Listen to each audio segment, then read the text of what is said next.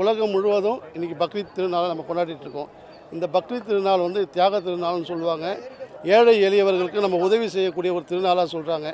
இந்த திருநாளில் இன்றைக்கி இருக்கக்கூடிய அனைத்து இஸ்லாமிய பெருமக்கள் மட்டுமன்றி அனைத்து சமுதாய மக்களும் உலகத்தில் இருக்கக்கூடிய எல்லாரும் இந்த பக்ரீத் திருநாளை புத்தாடை அணிந்து கொண்டாடிட்டு இருக்கோம்.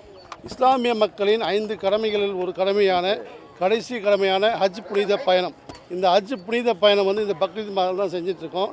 இந்த மாதத்தில் வந்து இஸ்லாமியர்கள் வாழ்நாளில் ஒரு முறையாவது வசதி இருந்தால் மெக்காவிற்கு சென்று வரணும்னு சொல்லியிருக்காங்க. அந்த கடமையை எல்லா இஸ்லாமியர்களும் நிச்சயமாக கடைபிடிச்சிட்ருக்காங்க.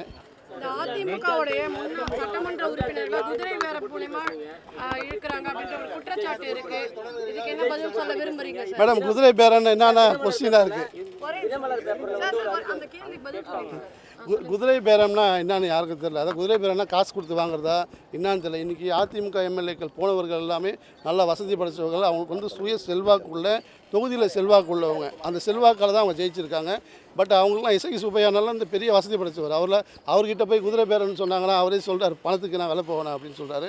பட் குதிரை பேரன்றது நம்ம சும்மா பேச்சில் தான் கேள்விப்பட்டிருக்கோம். குதிரை விற்கிறது தான் குதிரை பேரம். இது குதிரை பேரன்னு சொல்கிறதெல்லாம் சும்மா இன்றைக்கி யதார்த்தமாக அவங்க சொல்லிகிட்டு இருக்காங்க. இன்றைக்கி தமிழ்நாட்டில் நடைபெறக்கூடிய இந்த ஆட்சியை எப்படியாவது கலைச்சிடணும் அப்படின்னு சொல்லி ட்ரை பண்ணுறாங்க. ஒவ்வொரு நாளும் கொலை நடக்குதுன்னு டிவியில் போட்டுகிட்டே இருக்காங்க. எல்லா சேனல்களும் வந்து ஆளுகின்ற தாவேக்காவுடைய கட்சிக்கு எதிர்ப்பாக நிறைய நியூஸ் போட்டுட்ருக்காங்க. சேனலை திறந்தாலே அப்படி தான் வருது. பட் ஆனால் அவங்களுக்கு கொஞ்சம் நாள் கொடுக்கணும்னு சொல்லி முன்னாள் முதல்வர் ஸ்டாலின் அவர்களும் சொல்லியிருக்காங்க. இன்னும் 6 மாத காலம் பொறுத்து பார்ப்போம் எப்படி ஆட்சி பண்ணுறாங்கன்னு சொல்லிட்டு. நிச்சயமாக சில நாட்களே ஆகிக்கொண்டிருக்கிறது.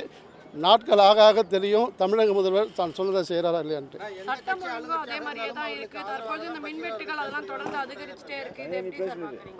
அதுதான் மேடம் சட்டம் ஒழுங்குனா ஒரு வீட்லேயே 1008 பிரச்சனை இருக்குது. ஒரு நாட்டில் நிறைய பிரச்சனை இருக்கும். அந்த பிரச்சனைகளை எல்லாமே சேனல் மூலிமா எல்லா சேனல் திறந்தாலும் அதுதான் நெகட்டிவாக தான் போட்டுட்ருக்காங்க. நல்ல விஷயத்தை எதுவுமே சொல்ல மாட்டேன்றாங்க.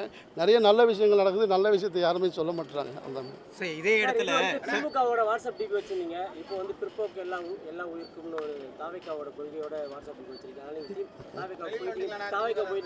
தாவேக்காக்கு போகக்கூடாதா? இல்லை, நான் இன்னும் அது அஃபிஷியலாக நான் இன்னும் அது முடிவெடுக்கலை.